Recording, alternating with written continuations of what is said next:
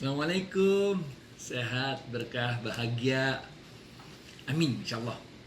Kita sama-sama doain ya, sahabat-sahabat Smart Skills School. Mudah-mudahan Pak David dan keluarganya cepat pulih kembali, sehat lagi, sembuh lagi, normal lagi seperti biasa.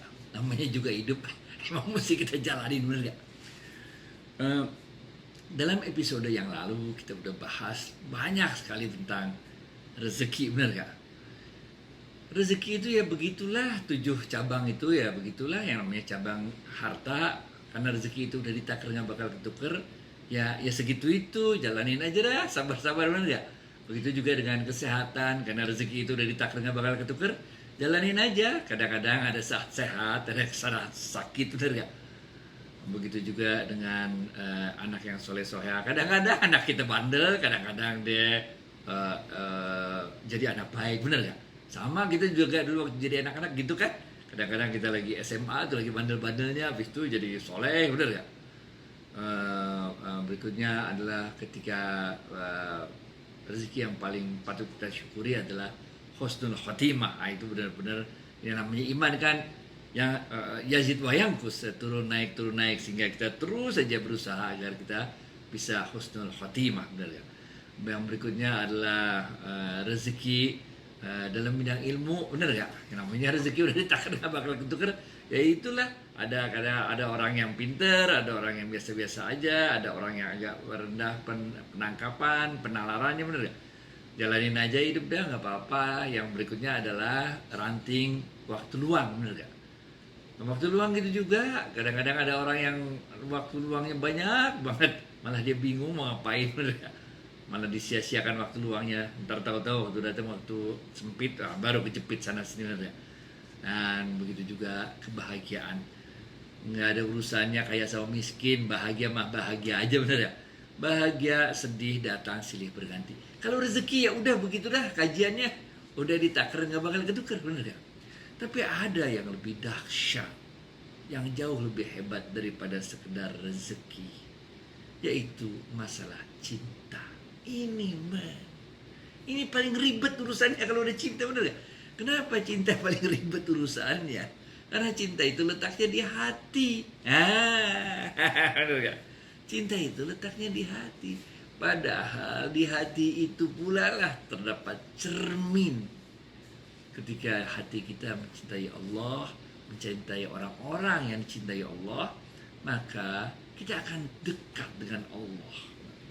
Sebaliknya ketika hati itu kita isi dengan mencintai maksiat atau mencintai orang-orang yang senang dengan maksiat, maka cermin kita itu, hati kita yang berfungsi sebagai cermin itu menjadi buram, menjadi kotor.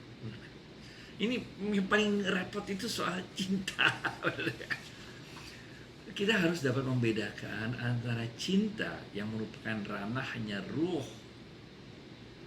dan desire, keinginan yang merupakan ranahnya nyawa. Nah, ini beda nih. Ini beda. Oke. Ini dua hal yang sangat berbeda. Kalau dalam bahasa Inggrisnya cinta itu disebut dengan love, benar gak?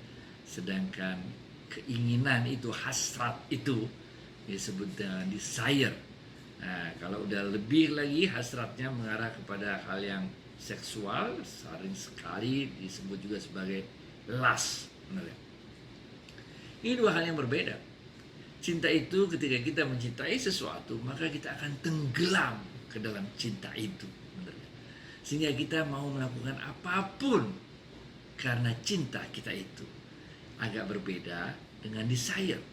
Ketika kita melakukan sesuatu, kita ingin ada timbal baliknya. Kalau bahasa Inggrisnya itu ada filmnya nih, friend with benefits, bener gak? Temenan tapi kita bisa mengambil manfaat lebih daripada sekedar temen tuh. Kalau bahasa Indonesianya dulu tuh TTM tuh, temen tapi mesra, bener gak? Jadi ini sama sekali berbeda. Perselingkuhan sama sekali berbeda dengan pernikahan, bener gak?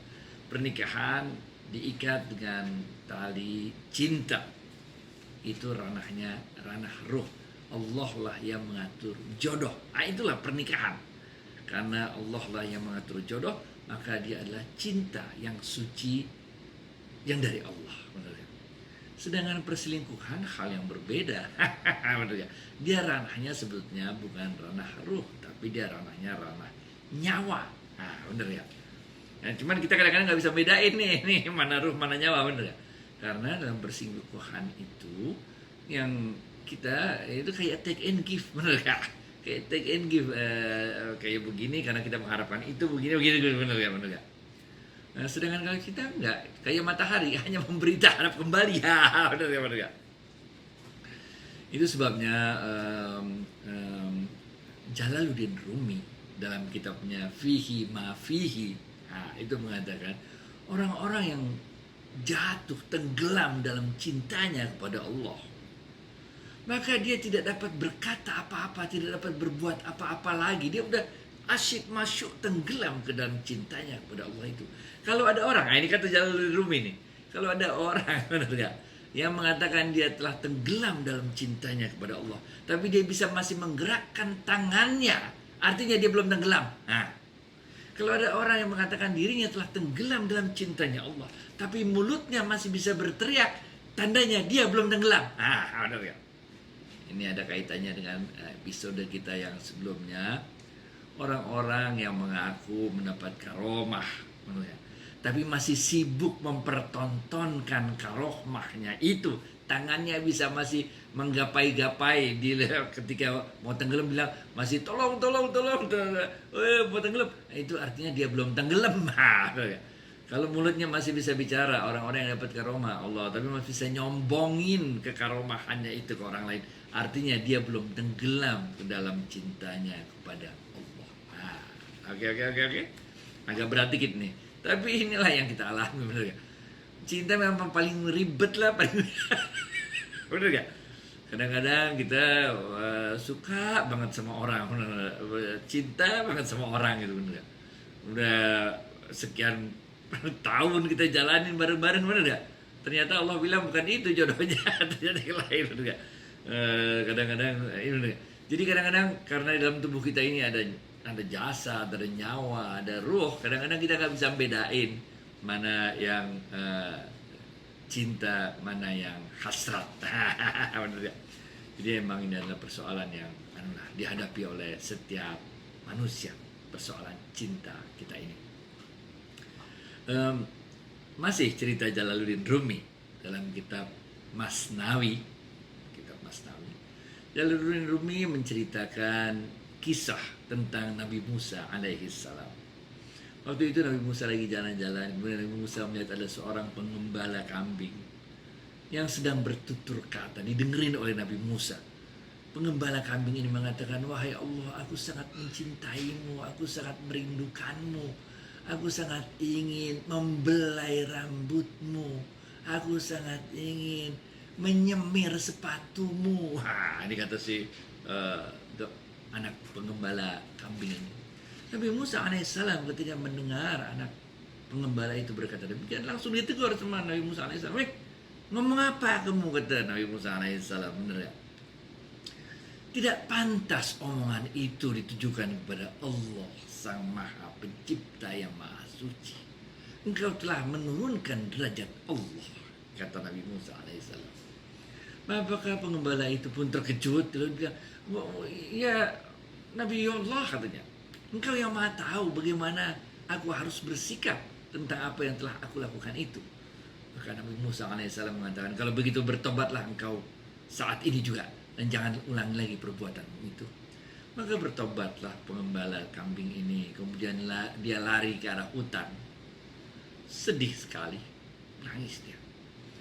Berjalan beberapa saat, kemudian Allah Azza wa Jalla menegur Nabi Musa alaihissalam. Wahai Musa, kata Allah, sungguh engkau telah memisahkan aku dengan hambaku. Antara antara yang dicintai dengan yang mencintai tidak ada urusan kata-kata dan kalimat. Antara yang dicintai dan mencintai nggak ada formalitas dan aturan, kata Allah. Kita kalau udah jatuh cinta udah repot, men, bener gak? Kita kayak dunia milik berdua, yang lain semua indekos, bener gak? Ini namanya juga orang udah cinta, men, udah pening dah. Kemudian Allah mengatakan kepada Nabi Allah Musa alaihissalam, temui pengembala itu, sampaikan salamku padanya. Ini sampaikan salamku padanya, katakan aku redho dan cinta padanya.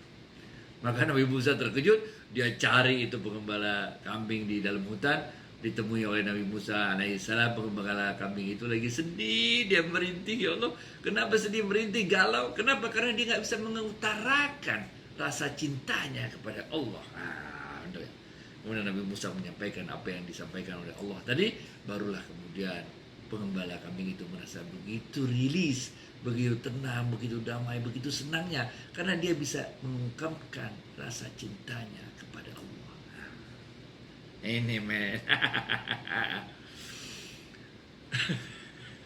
Rabi'atul Adawiyah membagi cinta itu ada 2 tingkat. Pertama, cinta rindu. Cinta rindu ini menurut Rabi'ah Adawiyah adalah cinta kepada Allah karena kita merasa berterima kasih kepada Allah. Fabi ayyi ala'i rabbikuma tukadziban. Begitu banyak nikmat yang Allah berikan kepada kita. Oleh karena itu kita merasa sangat berhutang budi, kita merasa sangat berterima kasih kepada Allah. Ini namanya cinta rindu, kata Rabi'ah Adawiyah. Yang kedua adalah cinta karena memang hanya Allah sajalah yang patut dicintai. Ini udah lewat, levelnya lain lagi nih. Ketika di level kedua ini, Rabi'atul Adawiyah telah merasakan bahwa selain Allah semuanya makhluk. Gitulah. Nggak ada apa-apanya lah. Sampai-sampai Rabi'atul Adawiyah mengatakan, wahai Allah, seandainya aku takut masuk nerakamu, karena itu karena maka masukkan aku ke nerakamu gitu loh. Kalau aku berbuat ibadah ini, amal soleh ini, karena aku ingin masuk ke dalam surgamu, jauhkan surga dariku, katanya. Tapi kalau aku benar-benar melakukan amal soleh ini karena cintaku padamu, jangan engkau sembunyikan keindahan wajahmu dariku. Ini men, Rabi'atul Adawiyah ini. Kalau aku melakukan semua amal soleh ini karena takut nerakamu, masukkan aku ke nerakamu. Kalau aku melakukan semua amal soleh ini karena aku menginginkan masuk ke surgamu, jauhkan surga itu dariku. Tapi kalau aku melakukan amal soleh ini karena cintaku padamu, jangan engkau sembunyikan wajahmu, keindahan wajahmu dariku. Ini udah levelnya lewat men. Gila gak? Rabi'atul Adawiyah. Zunnun al-Misri, ini lain lagi. Zunnun al-Misri mengatakan cinta itu ada tingkatan, 3 tahapan, kata Zunnun al-Misri. Yang pertama adalah cinta kepada para ulama, karena ulama itu adalah warasatul anbiya. Kalau kita mencintai ulama, maka kita akan masuk pada tahapan yang kedua, yaitu cinta kepada Rasulullah sallallahu alaihi wasallam, karena ulama itu adalah pewaris para nabi. Kalau kita lewatin tahap pertama, maka kita akan mencintai Rasulullah SAW. Kita akan meneladani akhlaknya Rasulullah SAW. Kita akan meneladani gaya hidup, sikap dan sebagainya Rasulullah SAW.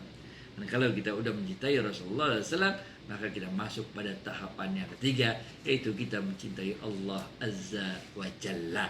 Sebagaimana yang tadi pernah diterangkan oleh Rabi'atul Adawiyah. Benar ya? Nah, ini pembahasan tentang cinta, bener gak? Yang paling ribet emang paling susah tuh tentang cinta tuh. Kalau di Indonesia tuh edisi Litonga tuh zaman dulu, kalau waktu saya masih SD tuh ada lagunya tuh, jatuh cinta berjuta rasanya, bener gak? Udah dah. Jadi kajian kita kali ini kita akan coba mengintrodusir satu lagi topik bahasan dalam kajian-kajian tasawuf, yaitu bagaimana kita menjalani hidup ini bukan lagi sekedar kewajiban kita, ketakutan kita karena dosa kemudian kita dihukum, atau karena kita melakukan kebaikan kita mendapat pahala kemudian kita masuk surga. Tapi kita coba sekarang membahas satu kajian berikutnya, yaitu kita melakukan itu semua karena cinta kita kepada Rasulullah SAW, karena cinta kita kepada Allah Azza wa Jalla. Makasih banyak. Assalamualaikum warahmatullahi wabarakatuh. Thank you.